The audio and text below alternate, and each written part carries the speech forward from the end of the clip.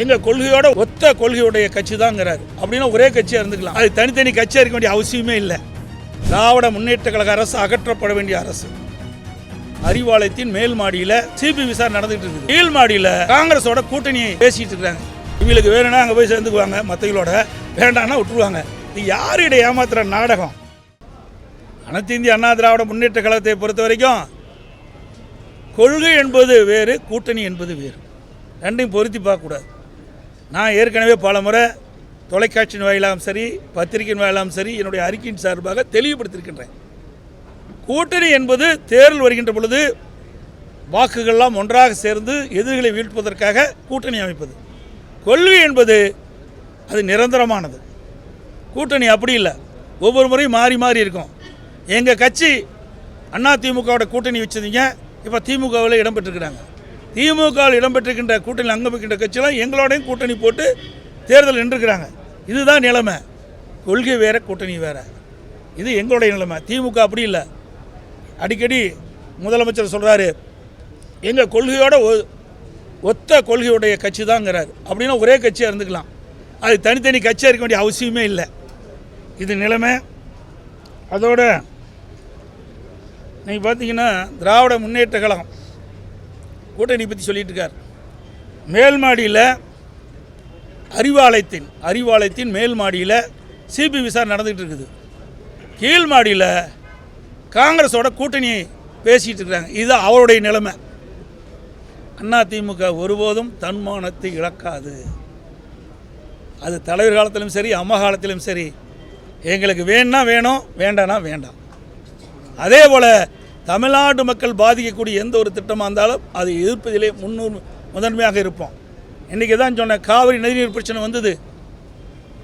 உச்சநீதிமன்றம் அளித்த தீர்ப்பை மத்திய அரசு நடைமுறைப்படுத்த காலதாமதம் செய்த காரணத்தினால் எங்களுடைய நாடாளுமன்றங்கள் கூட்டணியில் அங்கம் வச்சால் கூட நாங்கள் எங்களுடைய நாடாளுமன்றங்கள் தமிழ்நாடு விவசாயிகளுடைய நலன் கருதி, தமிழ்நாட்டு மக்களுடைய நலன் கருதி உச்சநீதிமன்ற தீர்ப்பை விரைவாக அமல்படுத்த வேண்டும் என்று தொடர்ந்து 22 நாட்கள் நாடாளுமன்ற அவையை ஒத்தி வைக்கின்ற சூழ்நிலை நாங்கள் உருவாக்கணும்.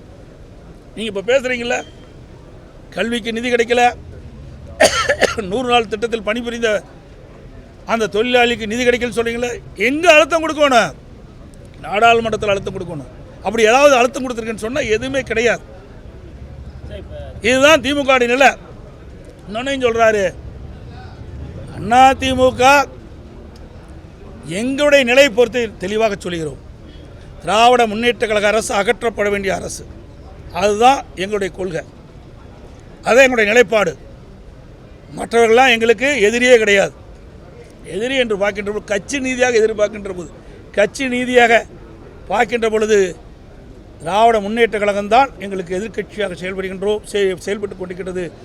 மக்கள் விரோத ஆட்சி தமிழகத்தில் அகற்றப்பட வேண்டும். அதுதான் எங்களுடைய நிலை. அதோட இன்றைக்கி காங்கிரஸோட கூட்டணி வச்சுருக்கிறாங்க. ஒரு காலத்தில் என்ன பேசுனாங்க திமுக? எமர்ஜென்சி வந்தது, இதனால் திராவிட முன்னேற்ற கழக தலைவர்களுக்கெல்லாம் கடுமையாக பாதிக்கப்பட்டது. விசா சட்டத்தில் எங்களையெல்லாம் அரெஸ்ட் பண்ணாங்க. அது கூட கலைஞருடைய நூற்றாண்டு விழாவில் அந்த நூற்றாண்டு விழா காட்சிப்படுத்தும் போது ஒரு காட்சிப்படுத்தினாங்க. அதில் ஸ்டாலின் அவர் மிசா சட்டத்தில் சிறைச்சாலையில் இருக்கிற மாதிரி. அப்படிப்பட்ட கட்சியோடு நீங்கள் கூட்டணி வச்சுருக்கிறீங்க. எமர்ஜென்சி கொண்டாந்து, மிசா சட்டம் கொண்டாந்து, நீங்கள் பாதிக்கப்பட்ட சொன்ன அந்த காங்கிரஸ் கட்சியோடு நீங்கள் கூட்டணி வச்சுருக்கிறீங்க. எங்களுக்கு அப்படிப்பட்ட நிலைமையெல்லாம் எப்பொழுதும் வராது.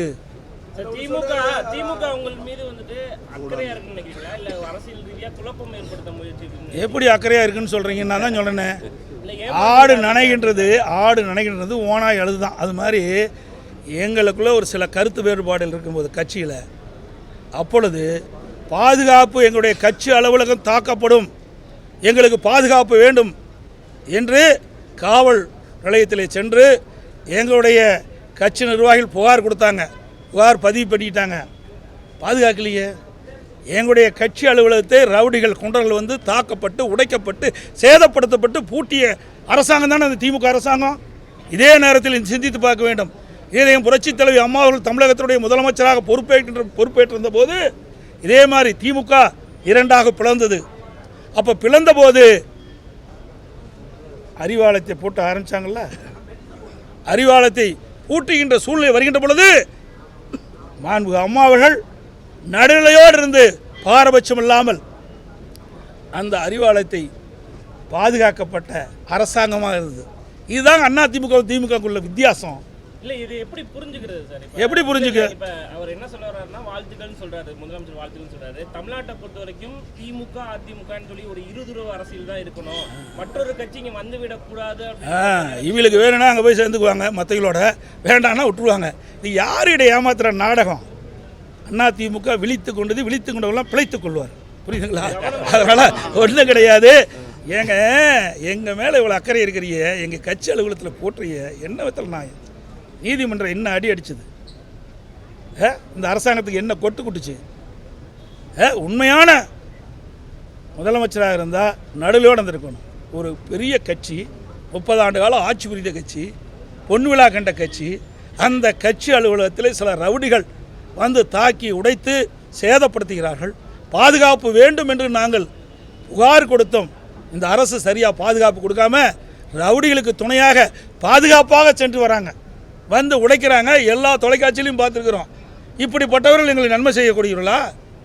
ஒருபோதும் நடக்காது. எவ்வளவு வார்த்தை ஜாலங்கள் நீங்கள் பேசினாலும் அதுக்கு மயங்குகிற கட்சி அண்ணா திமுக கட்சி அல்ல. திராவிட முன்னேற்ற கழகம் 2020 திராவிட முன்னேற்ற கழக அரசு 2026 மக்கள் துணையோடு அகற்றப்படும், அது உறுதி. இதுபோன்ற செய்திகளை மேலும் தெரிந்து கொள்ள எங்களது யூடியூப், ஃபேஸ்புக் மற்றும் ட்விட்டர் ஆப்களை சப்ஸ்கிரைப் செய்யவும்.